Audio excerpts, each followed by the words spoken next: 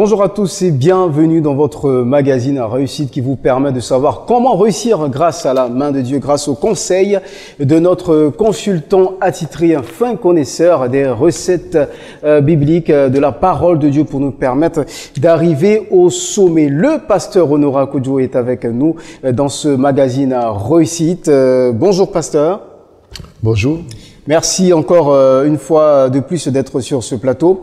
Aujourd'hui, avec vous, dans ce magazine, nous allons nous intéresser à la question de la vie mortelle dans les affaires. Oui, il y a plusieurs vies, je dirais, dans les affaires, dans nos entreprises. Il y a la vie mortelle et la vie éternelle. Mais aujourd'hui, nous allons donc nous intéresser au thème la vie mortelle dans les affaires. Mais d'abord, je voudrais un peu savoir comment est-ce que vous préparez le prochain événement qui est devenu, je dirais, beaucoup plus régulier. Le prochain Ma Réussite par l'entreprise, organisé par Elon Communication et qui vous met en première ligne en tant que conférencier. Comment est-ce que ça se prépare dans les prochains jours? Ben, ça se prépare bien. On devait le faire le 14. Malheureusement, j'ai eu à perdre quelqu'un et l'enterrement, c'est le même jour. D'accord. Et j'ai dit que je serai disponible que le 28. D'accord. C'est le 28, nous le ferons. Disons, à la fin du mois d'août, on va faire. Ça se prépare très bien. Je pense que ceux-là même qui ont participé sont toujours motivés à venir terminer parce que c'est une formation de 4 modules. Et nous sommes au dernier module, ils seront là. Ils sont assez motivés, ils seront là. Tout à fait. En tout cas, ça nous fait plaisir d'entendre ces choses et puis on voudrait également partager notre compassion avec vous pour la perte de cet être cher, que Dieu lui-même accueille son serviteur ou alors sa servante auprès de lui au paradis. Alors, pasteur, la vie mortelle dans les affaires, la première question, ce que j'ai envie de savoir, est-ce que c'est vraiment juste de dire la vie mortelle dans les affaires? Ben, il y a deux systèmes. Il y a un système qui est éternel, où il n'y a pas de fin. Et il y a un système où il y a une fin. On appelle ça la vie mortelle. La Bible dit, dans le livre d'Ecclésiaste 3 au verset 1, que chaque chose a un temps. Et nous savons que le temps a un début et une fin. Donc, sous le soleil, sur la terre ici, chaque chose a un temps. Donc, quand vous commencez quelque chose, ça va mourir, obligatoirement. Parce que toute chose a un temps. Bon, c'est la courbe de la place Gauss. Et elle se manifeste dans tous les produits, même dans la vie de l'homme. Mais le problème, on essaye quand même que le plancher, de prolonger ça, d'augmenter. Par exemple, la vie d'un homme, on augmente avec les médicaments et autres. Si c'est un produit physique, avec la publicité, pour que cette vie du produit continue toujours, mais ça finira tôt ou tard par la mort. Donc la sanction des choses qui sont sous la terre et sur la terre ici, c'est la mort. Mais il y a une autre vie, qui est une vie éternelle, où il n'y a pas de changement, où tout est même assez linéaire et très bien. Cette vie ne se trouve pas sur la terre, cette vie se trouve au ciel. On l'appelle la vie éternelle parce qu'il n'y a pas de changement là-dedans. Bon, donc ce qui est dangereux sous notre juridiction ici, ce qui est dangereux, c'est que tu peux avoir quelque chose, la chose peut changer. C'est-à-dire tu peux posséder quelque chose et demain ne plus posséder. Ça, c'est la loi du changement. Et puis, toute chose, comme je l'ai dit, a une fin. La fin sanctionne un changement d'état. Et c'est ça qui est vraiment dommage dans les affaires, souvent qu'on appelle faillite, on appelle échec. Et c'est pas bien que vraiment une entreprise soit exposée à ce genre de choses. Il y a eu beaucoup d'investissements, que ce soit matériel, financier. Et il y a même humain aussi là-dedans, parce qu'il y a plusieurs familles qui dépendent de l'entreprise. Une faillite comme cela, c'est une calamité, c'est un problème, c'est vraiment une désolation, une grande désolation dans les familles. Donc l'autre vie qui est assez stable est la vie éternelle. Est-ce qu'on peut bénéficier de cela? Est-ce qu'on peut faire bénéficier l'entreprise de cela? Bon, je pense qu'on va le voir. C'est la véritable question. Oui. Je voudrais savoir déjà, pasteur, lorsque vous parlez de la vie éternelle dans les affaires, parce que vous avez également eu observé beaucoup de choses, hein, que ce soit en Europe comme ici, est-ce que vous constatez que pour l'Africain ou alors pour l'Ivoirien, les entreprises meurent vite, meurent de manière brutale, ou alors en Europe c'est un peu plus dramatique? Quelle est la comparaison que vous faites? Bon, la comparaison, effectivement, lorsqu'on compare les deux systèmes, en général, on comprend là-dedans que les responsabilités ne sont pas assumées. Par exemple, l'Européen est assez mature pour ne pas confondre le capital et le bénéfice. L'Africain, en général, ne voit pas les choses telles. Bon, l'histoire de thésauriser, c'est-à-dire l'épargne n'est pas bien vue en Afrique. Alors qu'en Europe, les gens, ils aiment bien constituer l'épargne. Bon, ici, c'est le problème, c'est un grand problème chez nous. Et troisièmement encore, l'aspect spirituel. Bon, ici, il faut dire que on ne compte pas trop avec Dieu. Là-bas, eux aussi, ils ne comptent pas trop avec Dieu. Mais ils ont un problème. C'est qu'ils arrivent à respecter le mariage, qui est un fondement même, un fondement de l'alliance. Et comme ils respectent un fondement de l'alliance, ils sont à même de connaître une réussite par rapport à nous. Parce que l'Africain, il peut avoir 3 ou 4 femmes, le sexe est dangereux. Il ne le sait pas. Alors que là-bas, ils ont rangé leur vie. C'est vrai qu'ils ne connaissent pas bien Dieu, mais ils respectent souvent les lois de Dieu. Par exemple, ils ont créé un cadre juridique dans lequel l'entreprise évolue. Même dans la vie sociale, ils ont créé un cadre juridique pour le mariage.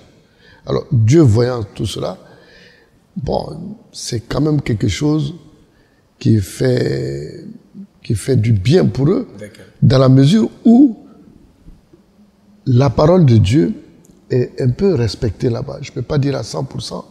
Par exemple, un homme qui est marié se comporte vraiment bien avec sa femme. Le fait même de créer un cadre juridique autour des choses, c'est formidable. Prenons par exemple les Juifs. Lorsqu'ils ont été délivrés de l'Égypte et qu'ils allaient à Canaan, arrivés au bord du Jourdain, Dieu leur a dit non, de grâce, restez tranquilles, on ne va pas rentrer comme ça, mais on va mettre la loi devant. On met la loi devant. A-t-il raison ou non? Par exemple, je dis qu'il a raison. Quand on regarde au niveau du titre de propriété, tu as un terrain, devant tout le monde, c'est à toi. Et tout le monde respecte cette loi, parce que c'est à toi. Alors, s'il n'y a pas de titre de propriété, les Juifs allaient se battre eux-mêmes et se détruire. Donc, la loi, elle est bonne. Elle est très bonne. Et ceux qui suivent la loi, parce que Dieu est très légaliste, ceux qui suivent la loi, quelque part, ils sont quand même, Dieu est quand même regardant dans leur affaire. C'est peut-être la différence qui se pose entre l'Afrique et l'Europe. La gestion des Africains et la gestion des Occidentaux. Les Africains commencent à se prendre au sérieux. Parce que quand on rentre dans une société européenne, les structures, les départements, la gestion de toutes choses, même du personnel, tout est bien organisé. Voici. Alors que quand on vient au niveau des Africains, c'est pas encore organisé, mais nous sommes là-dessus. Nous sommes sur la voie. On est sur la voie. Et aujourd'hui, voici. La force des Africains, c'est qu'ils croient beaucoup en Dieu. Et ça, c'est un atout majeur aussi. Voilà, c'est un atout majeur. Et justement, on va aborder la question purement spirituelle hein, de ce thème. Quand on parle de vie mortelle dans les affaires, est-ce que pour vous, il y a franchement vous avez dit tout à l'heure que c'était pas bien. C'était pas bien, c'est un drame. Est-ce que pour vous, c'est un peu une sorte de non-retour? C'est-à-dire que lorsqu'une entreprise meurt, parce que les dirigeants, comme vous l'avez dit, n'ont pas privilégié l'aspect spirituel, n'ont pas mis Jésus au devant de leur entreprise, est-ce qu'il y a cet aspect, ce fondement de non-retour? C'est-à-dire, comme on le dit, on ne peut plus résoudre la situation, c'est impossible. Non, en fait, il ne faudrait pas qu'on le prenne comme ça, parce que quand on regarde du point de vue biblique, nous voyons quand même que l'homme était pécheur, hein. L'homme a toujours été pécheur, comme il est spécifié dans le livre de Romains 3, verset 23. Il est écrit, car tous ont péché et sont privés de la gloire de Dieu. Bon, le péché a été toujours là. Mais malgré que le péché soit là et que les hommes ont commis des péchés, à un moment donné, Dieu va envoyer un homme qu'on appelle Jean-Baptiste qui va prêcher la repentance, le retour à Dieu, le pardon des péchés. Donc, avec la repentance, c'est un moyen que nous avons de pouvoir revenir sur nos pas et de prendre une nouvelle direction, la direction de Dieu. D'accord. Alors justement, quand vous parlez de repentance, je pense que ça s'adresse certainement à des chrétiens qui sont chefs d'entreprise, mais bon, qui ne prennent pas leur vie spirituelle au sérieux. Mais pour des chefs d'entreprise, pour des hommes d'affaires qui voient leur entreprise mourir de manière lamentable, quels sont les instruments, les voies, les moyens que vous leur proposez pour qu'ils puissent sortir de cette mortalité, leurs affaires puissent sortir de cette mortalité? Mais j'ai un conseil à leur donner, c'est le retour à Dieu. C'est le retour à Dieu parce que c'est Dieu qui bâtit toutes choses. En fait, il faut qu'ils apprennent à éviter ça. Moi, je suis bien d'accord avec ce proverbe qui dit il faut apprendre à quelqu'un à pêcher. Ne pas lui donner du poisson. Mais quand on apprend à quelqu'un à pêcher, nous regardons dans le déroulé biblique que eux, ils ne commencent pas bien. En fait, ils ne connaissent pas le déroulé, ils ne voient pas comment faire le parcours. Ils s'imaginent que je me lève, je vais construire une entreprise. Mais quand toi, tu te lèves, tu construis une entreprise. Mais c'est toi qui es responsable de ça. Ça n'engage que toi, ça n'engage pas Dieu. Aussi. Mais quand on suit la parole de Dieu dans le livre de Matthieu 6, verset 33, qui nous dit de commencer d'abord au ciel. Et quand tu commences chez Dieu, lui, il est partie prenante. En ce moment, il veille sur l'affaire. Même si l'affaire tombe, elle se relèvera d'une manière ou d'une autre, ou même sous une forme d'autres affaires, mais l'entreprise ne restera pas tout le temps en bas. Pourquoi? Parce que la Bible dit, si l'Éternel le bâtit, celui qui bâtit, bâtit enfin. Il faut bien comprendre la profondeur de ce verset. Si l'Éternel le bâtit, voici. Alors quand vous allez chez Dieu, vous créez chez Dieu, on a vu dans la Bible que Dieu a pris un jardin et venu le planter en Éden sur la terre. Donc, jusqu'à présent, ça n'a pas changé. Quand vous créez ce jardin là-bas, Dieu prend ce jardin et il l'amène le mettre là. Mais quand il a planté là, il veille sur ça. Il a un ministère des anges qui déploie autour de cette affaire. Donc, il y a beaucoup plus de garanties parce que ça vient de lui. Mais la plupart des entreprises viennent de l'homme lui-même. Et quand ça vient de l'homme, c'est dans un système mortel. Quand ça vient de lui, c'est dans un système éternel. Voici un peu les deux systèmes. Tout individu peut choisir un aux dépens de l'autre. D'accord. Mais il faudrait être vraiment informé là-dessus. Oui. Donc, pour revenir sur ta question, je dirais que la solution, c'est de revenir à Dieu. C'est lui seul qui est le maître des temps. Merci. Donc, lui peut tout changer, il peut tout faire. Amen. À condition qu'on suit ses procédures. Tout à fait, voilà. Donc si votre entreprise connaît des difficultés, des remous, il y a toujours la possibilité de repartir de l'avant en vous offrant à Dieu, le Père, celui qui est le créateur de toutes choses. Pasteur, nous sommes pratiquement à la fin. Je voudrais savoir, ou du moins je voudrais que vous dites, vous parlez à ceux qui nous suivent. Pourquoi?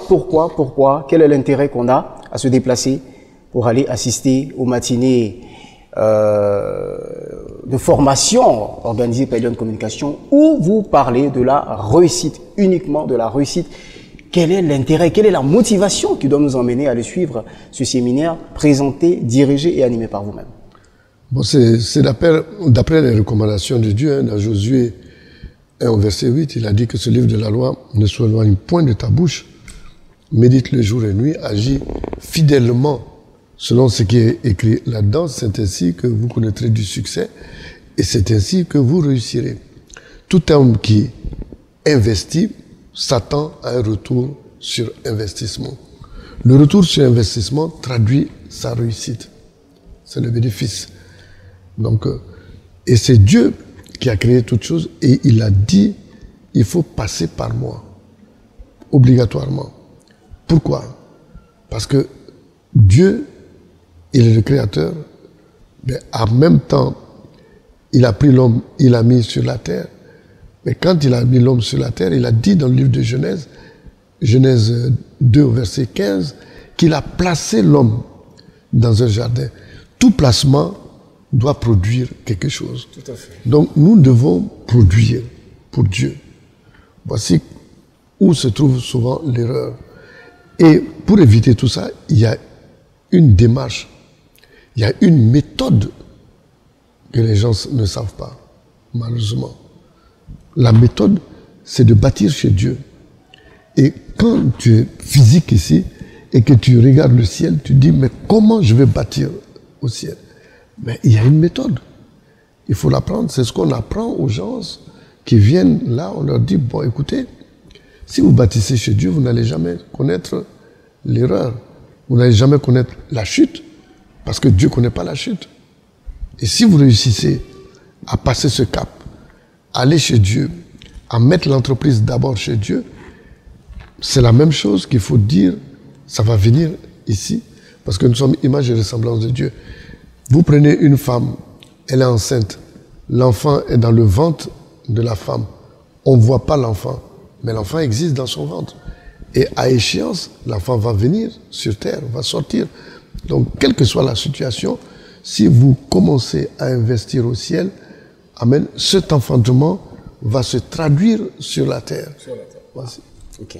Voilà, vous avez bien compris, hein, nous sommes à la fin de ce programme. Je rappelle que vous êtes sur les réseaux sociaux. On a eu beaucoup de plaisir à vous présenter ce magazine Réussite qui vous permet de rentrer dans les sillons de la réussite et de posséder ce que vous méritez. Le magazine Réussite, c'est avec la présence et l'apport inestimable du pasteur Honora Kodjo. Vous pourrez le retrouver à l'hôtel Tiama le 28 août.